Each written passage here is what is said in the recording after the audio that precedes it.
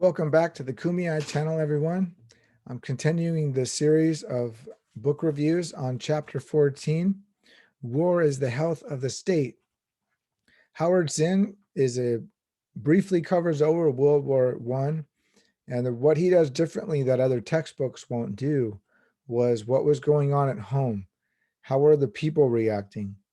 And for example, around 5 million people fought 5 million Americans fought in the World War I, 4.8 million to be exact, and 2.8 million were drafted.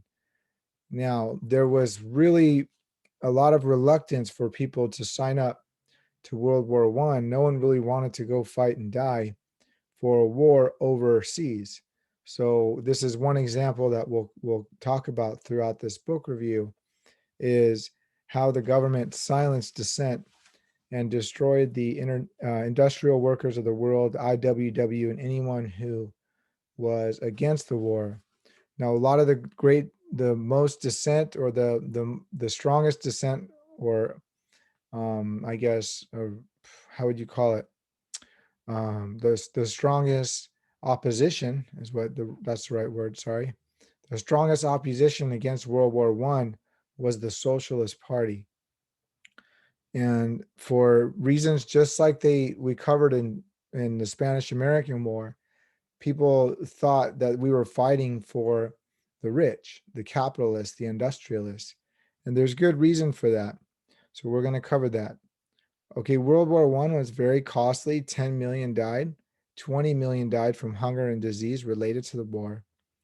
And many thought of it as an imperialist war. Europeans fighting over Alsace-Lorraine. That's this little, like, that's not little, but it's a sliver, a sliver between France and Germany, that is this really contested ground that is actually, I believe it's very valuable.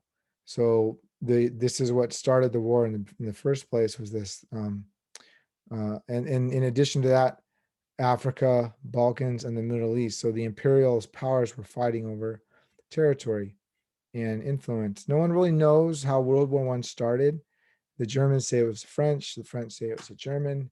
It really is one of those moments in history where you can write a paper either way, and anyone would score it with the same points. No one really knows. And such is the fog of war. The first battle, 500,000 people died. And the World War I basically went to a standstill really quick, where you were fighting over feet. And I said not miles, but feet. And you had places like no man's land. And in fact, one of the interesting things that's not in the book was during a Christmas, the both sides decided to stop fighting, and they actually came in the middle and celebrated Christmas. That's a pretty cool story for World War I. There's so much you could say about World War I, but Zinn specifically leaves it out because he wants to focus on what really wasn't talked about in other books, which is the people. Immediately, the U.S. enters let me start over.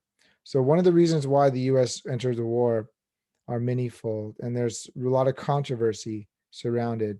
But by the spring of 1977, the American troops were badly needed. President Woodrow Wilson promised neutrality, and we stated we weren't going to enter the war. But what happened was we started supplying the Brits with weapons. So, for example, by 1917, we were selling $2+ billion to the Allies of supplies for the war. Now, we were the epicenter of steel and all these things necessary for war, to supply the war machine. And we had actually a recession in 1914. So remember, in 1907, there was a recession we talked about earlier last class. So there was another one in 1914. It was kind of a little dip. It really wasn't crazy like the other ones, but it was notable. So in 1914, so by 1915, the Allies start ordering supplies, mostly England. and our prosperity started being tied to these foreign markets. And okay, so again, this is going with the just like we talked about last week when the Spanish American War. Actually, that was the week before, or the day before. That one of the things that was so important for America was to our the conquest of foreign markets. So that same paradigm can be applied to World War One, where we were keeping our foreign markets vibrant and robust. And at this point in time, those markets were supplying the Allies with weaponry. So we entered the war. Although Wilson promised neutrality, we entered the war with the sinking of the Lusitania, which was torpedoed by a German submarine in early 1915. U.S. claimed, and it didn't. We didn't enter the war right off, but that was the reason why we did. We would enter later, but that was, I guess, the catalyst, if you will. But although we said it was just carrying innocent cargo, there was 124 Americans out of 1,198 people on board. But in addition to that, we were carrying heavy. It was heavily armed and carried thousands of cases of ammunition. The manifest, however, of cargo were altered by the United States and the British to lie about the cargo. But I believe the Germans knew exactly what was going on, probably through intelligence and some intelligence apparatus. So we were already, some would say we were already in the war by 1915, just by supplying the Allies. Okay. All right. So there's that. So with World War One, England became more and more a market for American goods and for loans at interest. J.P. Morgan and company acted as agents for the Allies and began lending money in such great amounts as to both make great profit and tie American finance closely to the interests of a British victory in the war against Germany. Um, so you have this more consolidation of bankers, railroadmen, and industrialists at this time. It's a common theme. But you have this basically people realizing, such as W.E.B. Du Bois, who was actually the first African American to graduate Harvard. He's very prolific. He said, for example, this was a war for empire. Germany and the Allies were fighting for gold and diamonds of South Africa, the rubber and ivory of Congo. And this higher standard of living at the West, this is Du Bois, it came primarily from the darker nations of the world. So by plundering those the darker nations of the world, very poetic, of course. Both merchants and employing class were exploiting the world, and they were united with American capitalism, which needed international rivalry, and periodic war to create an artificial community of interest between rich and poor. So this national consensus. So one of the common themes throughout the book is national consensus. War is ultimately used to create a national consensus time and time again. It is one of those things where you use war for many things to stimulate the economy, but to create a national consensus and to silence dissent. And as we stated in the beginning, most of this dissent largely came from the Socialist Party and the IWW. The Socialist Party declared the war a crime against the people of the United States. Anti-war meetings drew 20,000 plus in 1917, protesting draft and profiteering. The journals would state, never before have we embarked upon a more unpopular war. So this was a very unpopular war. And at this point in time, socialists were making remarkable gains. For example, the New York mayor vote increased tenfold. Chicago party vote increased from 3.6 to 3.4, 34% in 2 years. So the Buffalo chapter, 2 to 30%. And so at this point, the United States enacted the Espionage Act. The Espionage Act was not about spying, although it sounds like that, but it was really used to imprison Americans Whoever when in the United States is at war um, shall willfully cause or attempt to cause insubordination, disloyalty, mutiny, or refusal of duty in the military or naval forces of the United States. So this bill or this act was specifically targeted against those who were out, um, who were openly telling people to not sign up and going against the draft.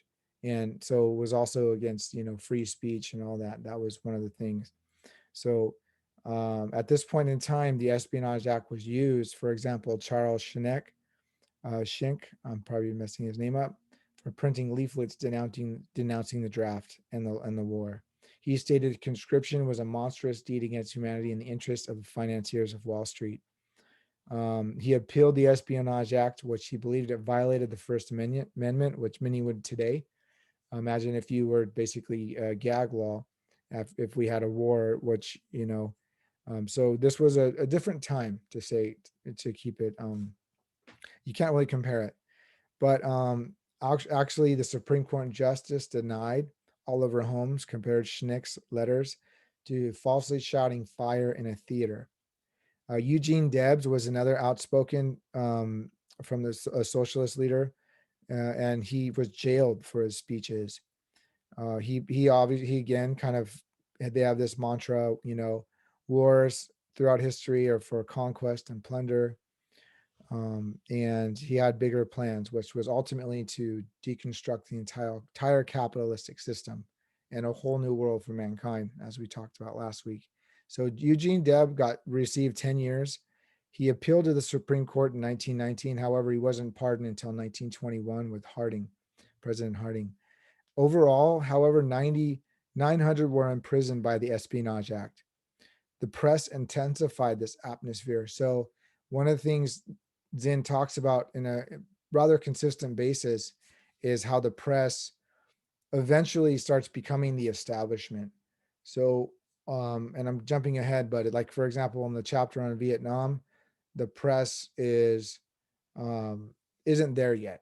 But by the time you get to the Gulf War One and Gulf War Two, the press is really aligned with the establishment, and some would say that's where the press is today, where you really don't have opposition like here. So you have the 900 were imprisoned with the Espionage Act, the press intensifying the atmosphere. You have this American Defense Society formed. It was like American Vigilante Group patrol that were putting an end to seditious street oratory. And these Department of Justice sponsored the American Protective League with 100,000 members. So imagine basically people in a vigilante type way going out to be a part of this Espionage Act, like a citizen arrest type way. Really strange, actually, if you think about it. But I'm sure at the time it wasn't. So Attorney General at this point states in 1918, never in its history has this country been so thoroughly policed. Why? Well, this draft opposition was endemic. Men were evading the draft. 330,000 evaded the draft or were attempting to evade out of 2.8 million. I guess percentage wise, it's not that big of a deal, but I mean, that's actually a lot of people. I think in indie standard, I don't know about percentages, but um, I don't want to waste too much time. But it's a 330,000 out of 2.8 million. It's not it's definitely something the government's gonna take notice. So at this point, what the government did at this time was focus on the extreme left, and that extreme left was the Socialist Party and the IWW, Industrial Workers of the World. So they planned to march on Washington for draft objectors to support them. However, 450 were arrested in Oklahoma. 8,000 marched in Boston against the war. They were attacked by soldiers and sailors. The police post office started taking away mailing privileges to anti-war newspapers and magazines, and the Masses, which was a socialist magazine, was banned. The Spirit of 76 was a movie that was anti-British, and that movie was prosecuted and silenced. So this whole era if you want to have any understanding of it, it's kind of like the McCarthy era of the 50s, which would, I guess, history would repeat itself with the Red Scare. Congress had few dissenting votes. However, I believe there was one socialist vote that was against the war that was in the Socialist Party. I believe. So it was pretty much everyone was starting supporting it, and who wasn't was basically dismantled. So the war now gave the government its opportunity to destroy.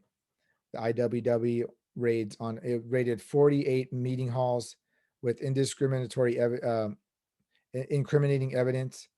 101 leaders went on trial for conspiring to hinder the draft and encourage desertion. All were found guilty. The IWW was shattered. And by the end of 1918, 500,000 were dead. Uh, Bitterness and disillusionment spread when literature and movies started to highlight the sentiment of World War One. And one of the things I want to talk just that's not in the book, World War One was this time where before World War One, war was glorified. They actually, when everyone went to war in England, and in Europe and France and Germany, that they had parties, parades where you would send them off, and it was this gloriful thing, like you were really honoring your country, and it was like you couldn't wait to sign up and go to war. After World War One, all that changed. The idea of war changed. Shell shock, which is now PTSD, was coined, and you started realizing that idea of mythification and glorification of war was gone. And I think that happened in America too, much more so in Europe, where many more the cost was much greater. But this is that turning point in history where war is we're starting to see it in a different light. So with all the wartime jailings and intimidation, the drive for national unity, when the war was over, the establishment still feared socialism. There seemed to be a need to gain a need again in the face of revolutionary challenge for the twin tactics of reform and repression. The other thing I want to talk about is, and he briefly talks about it, was what really came out of World War One was the Bolshevik Revolution in Russia. And this isn't really covered too much in American textbooks, and it's only briefly covered here. But this Bolshevik Revolution was the beginning of Karl Marx being married to an actual a government, which is kind of ironic because it was started in Europe, the communism as a theory. Um, so you have Wilson at this time. They're kind of really being aware of this, what's happening in Russia, the rise of socialism and communism. And you start really, this is kind of the beginning of the Red Scare that would manifest much later after World War II. But this is the beginning of that. So it's important to remember that the Bolshevik Revolution was probably the most important thing to come out of World War One. That, as far as the human history goes, or world history goes. Okay. All right. So yeah, you have Wilson taking notice about the socialists and the Bolshevik Revolution. And at this point, Russians were rounded up and shipped back to Russia, including Emma Goldman and Alexander Berkman.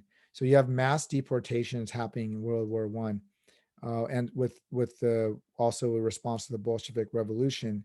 So this is one of the first mass deportations in American history, because we're known as an American a country of immigrants. But like with that comes mass deportations throughout periods of time. So this is one of the first moments in time. Okay, so I'll end on this last quote. There had been reforms. The patriotic fervor of war had been invoked. The courts and jails had been used to reinforce the idea that certain ideas, certain kinds of resistance could not be tolerated. And still, even from the cells of the condemned, the message was going out. The class war was still on in the supposedly classless society. The United States through the 20s and the 30s, it was still on. So we will, to be continued. I hope you enjoyed that brief synopsis of chapter 14. And I will see you in a couple days. Have a good one. Bye.